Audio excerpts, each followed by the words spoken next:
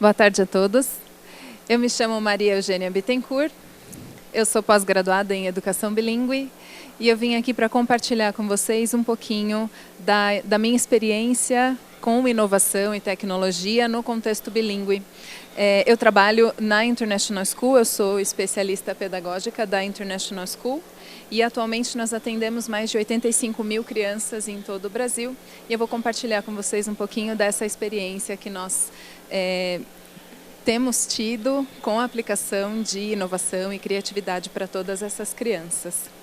Antes da gente conversar a respeito da inovação e da criatividade de fato no contexto bilíngue, eu gostaria de contextualizar um cenário que vem sendo apontado por diversas instituições bastante respeitadas, como, por exemplo, a ONU e o Fórum Econômico Mundial.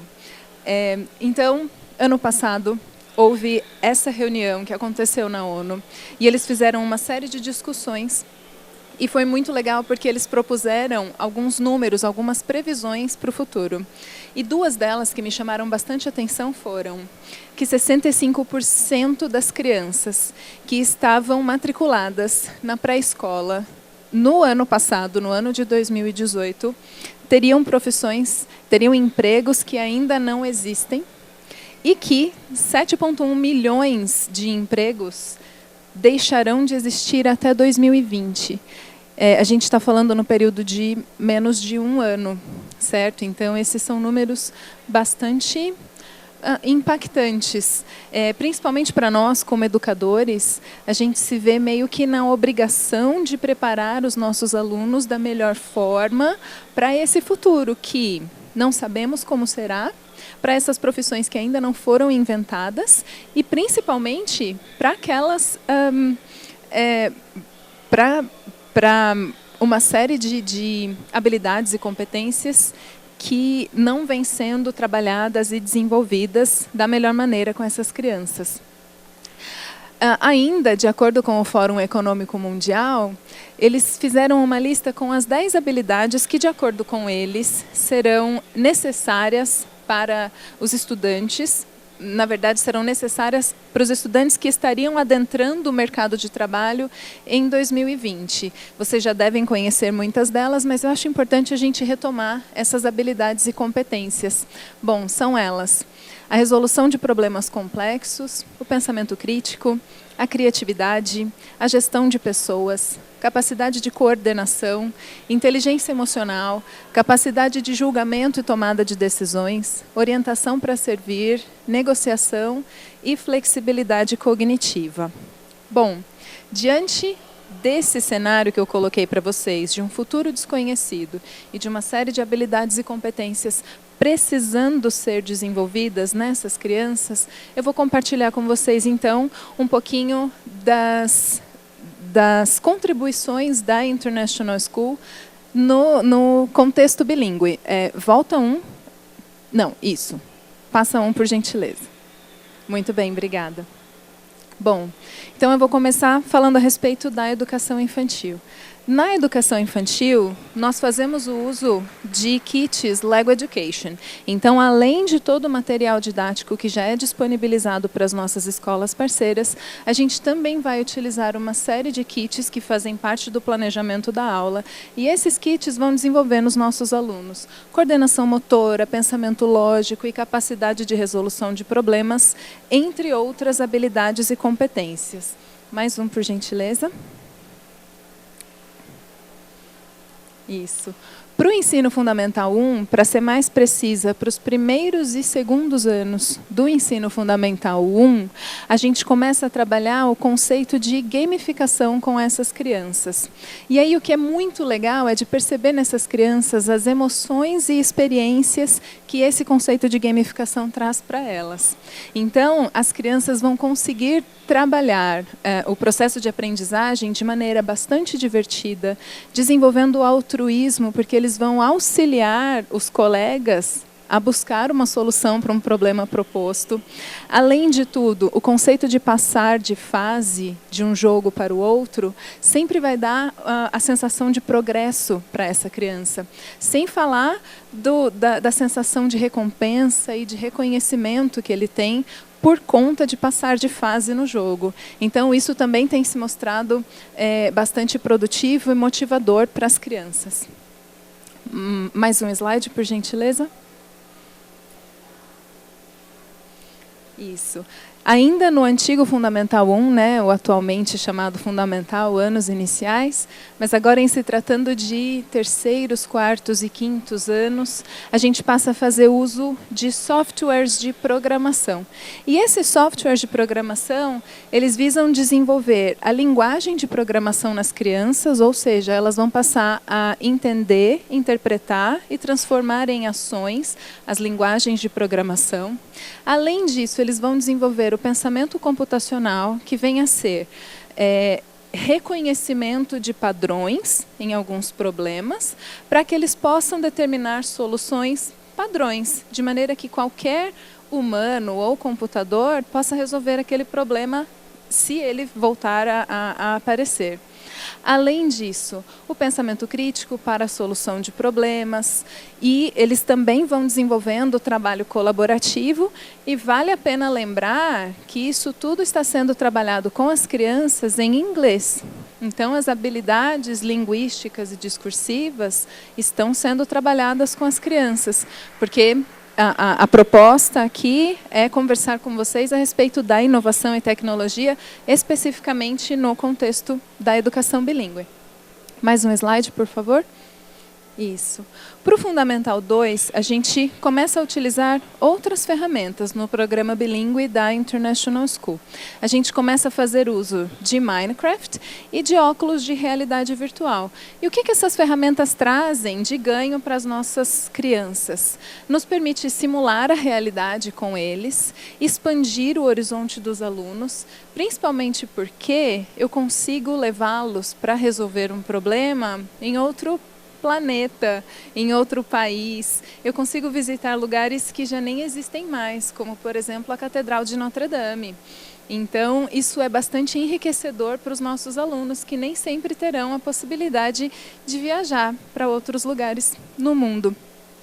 Além disso, permite integrar a tecnologia ao conteúdo curricular, considerando que uma das bases da educação bilíngue é a integração da língua e do conteúdo curricular.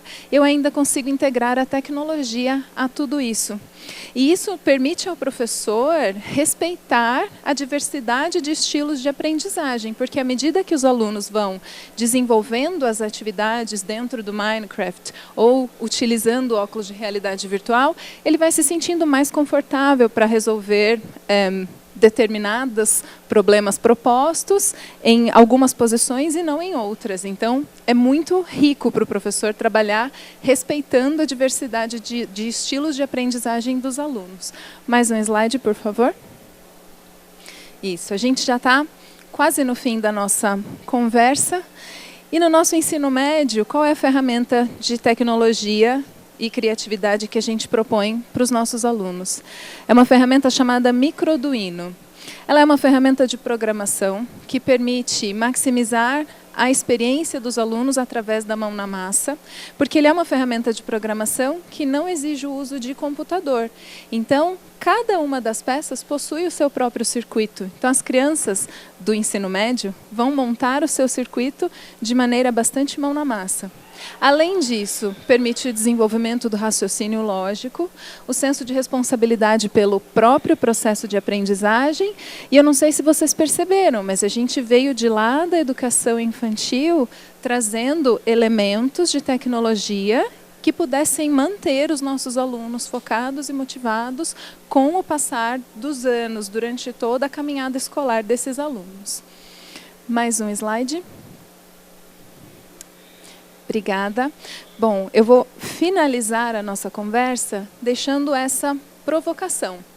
A gente começou a conversa começamos a conversa falando a respeito das habilidades e competências propostas pelo Fórum Econômico Mundial como essenciais para os profissionais que estariam adentrando o mercado de trabalho a partir de 2020. E eu trago para vocês os 10 finalistas do Global Teacher Prize. talvez vocês já tenham ouvido falar sobre o Global Teacher Prize. Se trata como se fosse o Prêmio Nobel da Educação. É um prêmio proposto, oferecido pela Varkey Foundation, para premiar, de fato, os melhores educadores do mundo, as melhores iniciativas que vêm acontecendo na área da educação. De acordo com a Varkey Foundation, eles acreditam que a educação é a raiz de muitos dos problemas sociais, econômicos, de saúde que nós estamos enfrentando atualmente, e do mesmo jeito que ela é a raiz, ela pode ser a solução para todos esses problemas. E eu vou compartilhar com vocês os principais pontos que cada um dos top 10 finalistas abordam com seus alunos, para que vocês façam essa correlação com as habilidades e competências propostas pelo Fórum Econômico Mundial. Então, a gente tem o Andrew do Reino Unido. Ele tem um projeto de inclusão chamado No Outsiders. Então, ele propõe a inclusão dos alunos na sua escola. A gente tem a Daisy. A Daisy é da Holanda. E a Daisy tem um projeto muito legal que ela desenvolve nos alunos um senso de corresponsabilidade pelo seu próprio processo de aprendizagem. E isso, a um longo prazo, ensina os alunos a fazerem metas de curto, médio e longo prazo para a vida. Isso é muito legal. A gente tem a Débora Garófalo, brasileira, trazendo bastante orgulho para nós. Ela tem um projeto ela recolhe a sucata, os alunos recolhem, as famílias recolhem, e através dessa sucata ela desenvolve uma série de projetos na área de tecnologia. Então é tecnologia com sustentabilidade. Isso é muito legal. A gente tem o Hidekazu no Japão. O Hidekazu ele usa Skype, Minecraft e uma série de outras ferramentas para propor o ensino de fluência na língua inglesa específica para os alunos que nunca terão condições financeiras de viajar. A gente tem o Martin, da Argentina. O Martin ele tem uma proposta bastante interessante de uma rádio que ele criou já faz 10 anos com seus alunos. E todo o conteúdo transmitido na rádio foi criado pelos alunos. Tem a Melissa dos Estados Unidos. Ela tem um programa de educação musical que já foi extremamente premiado e rendeu a ela o Grammy de Educadora Musical do ano de 2018. Tem o Peter, do Quênia, que foi o grande vencedor desse ano. Ele tem um clube de ciências na escola dele. E nesse clube de ciências, eles desenvolveram projetos como, por exemplo, um equipamento que ajuda cegos e surdos a medir objetos. Ele também tem um projeto de criação de energia através de plantas locais. Então, ele foi o grande vencedor do Prêmio Nobel da Educação desse ano. A gente tem a Svarup. A Svarup, ela desenvolve um projeto que vai colocar os alunos no centro do processo de aprendizagem, com projetos de teatro, de música, dança, desenho, e é bastante legal para as crianças. Tem o Vladimir. O Vladimir é da Geórgia, e quando eu digo Geórgia, eu não estou falando dos Estados Unidos, eu estou falando de uma região que faz fronteira com o Azerbaijão. E lá na área dele, ele teve que enfrentar tanto o governo quanto os jornalistas, porque ele expôs diversos casos de trabalho infantil na área dele. E por conta disso, ele desenvolveu com os alunos um processo de participação democrática dos alunos na escola. E é muito legal, e já foi transmitido para outras 14 escolas na região dele. E aí a Sodai, que trabalha com inclusão também. Ela tem um projeto de diversidade, mas só para vocês terem ideia do tamanho da diversidade que eu estou falando, ela tem mais de 65 alunos aborígenes na escola dela. Então, é esse tanto de diversidade que ela trabalha. Bom, fazendo a relação desses projetos que foram premiados com as habilidades, a gente percebe que cada vez mais habilidades e competências precisam ser desenvolvidas, e nós, educadores, precisamos acompanhar essa realidade para que os nossos alunos consigam, de fato, fazer parte do mercado de trabalho e participar do futuro. Último slide, por favor. Ou não, também. Bom, é só o slide final. Eu me chamo Maria Bittencourt e eu espero ter compartilhado um pouquinho da minha experiência com vocês, e eu agradeço demais a presença de vocês aqui.